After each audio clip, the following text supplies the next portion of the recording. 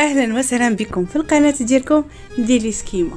اليوم حضرت لكم الدجاج ديال المطاعم او الدجاج المشوات في الكوكوط والروز بدون قطره ماء. هاد الوصفه حطيتها بزاف المرات، لكن قلت علاش ما نعاودهاش نحطها لكم، لان صراحه كتعجبني بزاف بغيتكم تجربوها. وهنا كنذكركم بالوصفه السابقه اللي هي معقوده المطاعم، وحتى هي وصفه حطيتها يمكن 2 مرات في القناه، لكن الحاجه اللي كتنجح معايا كنبقى كنستمر نحطها حتى ان شاء الله كلشي يشوفها. هنايا عندي زعلوك بواحد الطريقه جديده بزاف، وهي في الفران. زعلوك كديري كله في الفران ومن الفران للطبيصلات، شي حاجه زوينه بزاف. اذا نبداو الدجاج ديالنا. اول حاجه غادي ناخذوا القزبر معنوس، كميه مهمه من القزبر المعنوس لان غادي نعمروا بهم الدجاجه. غادي نديروا 5 فصوص ديال الثوم، كنطحنوا كل شيء، من بعد كنضيفوا باقي التوابل. بالنسبه للتوابل غادي نديروا الملحه، الكمون، الابزار، سكينجبير، الخرقوم البلدي، غادي نديروا شويه ديال التحميره والهريسه، غادي نديروا الصوجه والحامض. فهادو التوابل حنا كنا كنعرفوا انها توابل السمك. هذاك الشرموله اللي كندير الحوت هي اللي غادي نديروا، تكون شرموله كثيره باش نعمروا بها الدجاجه من الداخل، باش ملي كيكونوا كياكلوا في الرز يهزوا من ديك الشرموله ويدوزوا بها الرز. كتجي زوينه بزاف وكتجي واحد الحاجه اللي هي مميزه. كنحاول انني نخلط الشرموله ديالي كامله، انا درتها ما قطعتش لكم في الفيديو، وكان فيديو بدون زواق، يعني ما فيش شي بروتوكولات او هذا. في البواطه اللي طحنت فيها هي اللي خلطت فيها كل شيء، وهزيت شويه ديال الشرموله شرملت به الدجاجه من برا، والتباقي عمرت به الدجاجه مزيان. فحاولوا انكم تعمروها مزيان ديك الدجاجه باش ملي كتبغي ديك الشرموله كتلقيها لداخل وكتكون لذيذه بزاف، وهذيك هي الحاجه اللي كتكون مميزه. وراكم عارفين ان اغلبيه المشاوي اللي هما مشهورين فكيديروه بهاد الحشوه هذه، يعني واحد الحاجه اللي مميزه. كنعقدوا لها الرجيلات ديالها وتنجيبوا الكوكوط، ما تنديروا فيها لا ما لا حتى شي حاجه. تنحطوا الدجاجه ديالنا، تنديروا ربع كاس ديال زيت زيتون، ممكن تضيفي اكثر، انا كندير غير ربع كاس زيت زيتون.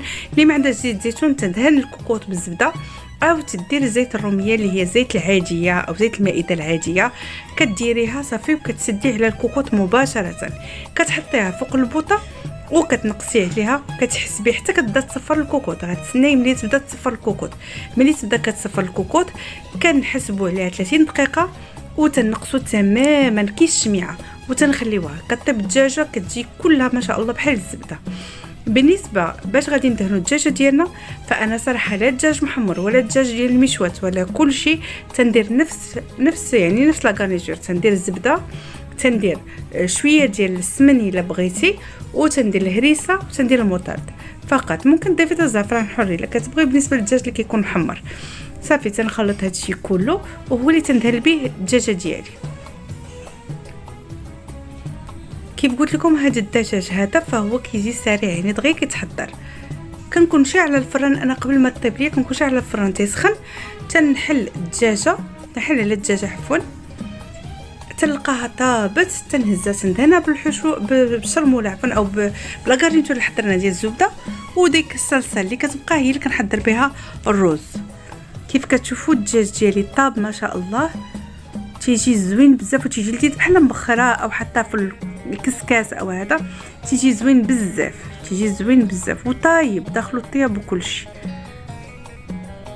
كيف قلت لكم هنا غادي نزولوا الدجاجه، غندهنوها وغندخلوها الفران يكون شاعل على درجه 240 عفوا من الفوق ومن التحت باش كتحمر ليا مزيان وكتشوى.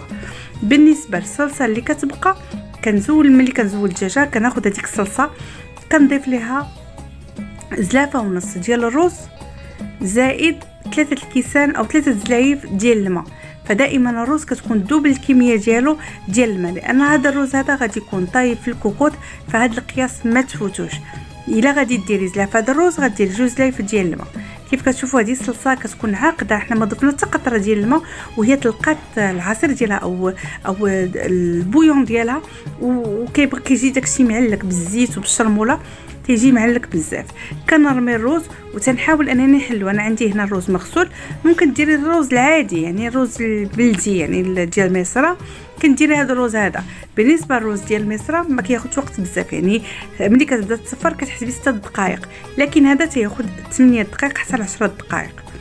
كنضيف له هنايا الماء، تنحاول انني نحلو مزيان في داك الماء، عاد كنسد عليه الكوكوط. كي قلت لكم كنسد الكوكوط تنخليه مجهد، غير كتبدا كتصفر كنقص بحال الشميعه وتنحسب 8 ديال الدقائق. هاد الرز 8 دقائق حليت لقيتو طايب. هنايا الدجاجه ديالنا غندخلوها الفران كيف قلت لكم على درجه 240 من الفوق ومن التحت باش تحمر ليا. ممكن مره تسقيوها بنفس العصير اللي غادي تطلق، فهي كتطلق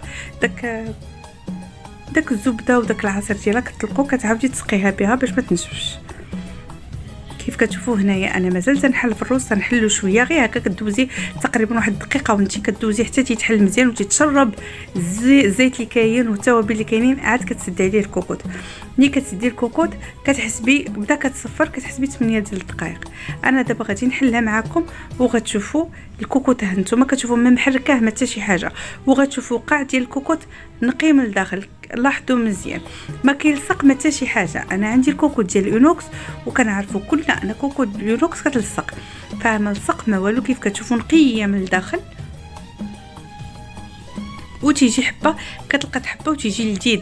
بالنسبه لهذا ضفت له كيف قلت لكم ضامه ديال الزعفران ونص ضامه ديال الكنور ديال الدجاج. ممكن ما ديريش يعني ماشي مشكل. انا غير هاد المره اللي ضفت، قبل ما كنتش كنضيف نهائيا، كنضيف غير ضامه الزعفران وتيجي ما شاء الله لذيذ، لان ديك الدجاجه كتطلق داك البنه ديالها وتيجي زوين بزاف.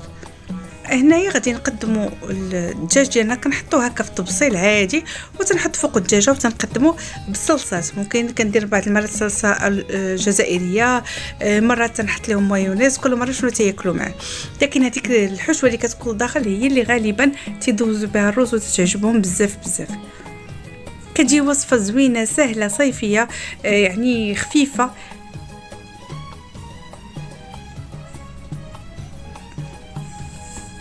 نتمنى ان هذه الوصفه تعجبكم وتنال رضاكم وتجربوها وتدعموا القناه. وعلى فكره هذه ماشي وصفه جديده، انا محضراها من قبل بزاف ديال المرات. كنت حضرتها في الفيسبوك تقريبا شي 5 سنوات دابا، وحطيتها لكم 2 سنين دابا في اليوتيوب، ودائما تنحطها لان الوصفه كتجي زوينه بزاف. ما كنشبعش من انني نقدمها لكم غير باش تجربوها وباش تدعيو معي، لان فعلا وصفه تستحق التجربه. نتمنى ان هذه الوصفه تعجبكم، تنال رضاكم وتجربوها. خليكم في امان الله، دمتم في رعايه الله. بالسلامه عليكم. كنتمنى انكم تزوروني. نهاركم سعيد. بالسلامه عليكم.